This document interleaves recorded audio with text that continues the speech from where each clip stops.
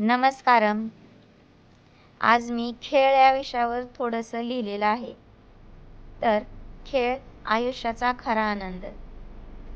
मोबाईलच्या या मायेत मैदान हरून गेले, घराच्या चार भिंतीत बालपण अडकून पडले. मोबाईलच्या या मायेत मैदान हरून गेले, घराच्या चार भिंतीत बालपण अडकून पडले. शरीर आणि मनाचा जो विकास घडवायचा तो मोबाईलच्या स्क्रीनवर कधीच नाही सापडायचा. शरीर आणि मनाचा जो विकास घडवायचा तो मोबाईलच्या स्क्रीनवर कधीच नाही सापडायचा. उन्हाची भीती आणि आळसाचा विळखा. त्वचा होईल काळी म्हणून उन्हात जाणं टाळतो आणि नकळत आपण आजारांना जवळ पाळतो.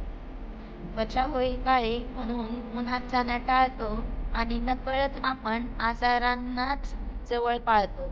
नसावी केवळ जिंकण्यासाठी खेळांची ही ओढ, आरोग्य आणि उत्साहाची त्यात असावी जोड.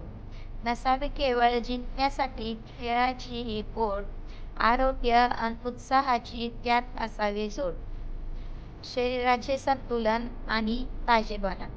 शरीरातील रसायने आणि संप्रेरके होतील स्थिर. मैदानात घाम गळाला तरच मन राहील खंबीर. शरीरातील रसायने आणि संप्रेरके होतील स्थिर. मैदानात घाम गळाला तरच मन राहील खंबीर.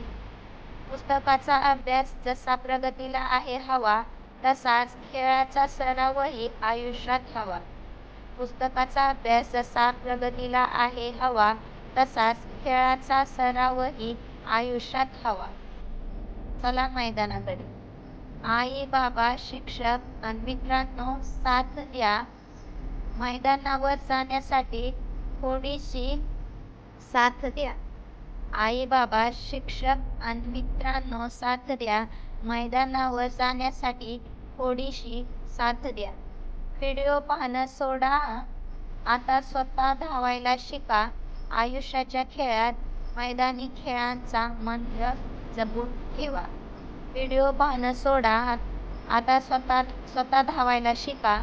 आयुष्याच्या खेळात मैदानी खेळांचा मंत्र जपून ठेवा.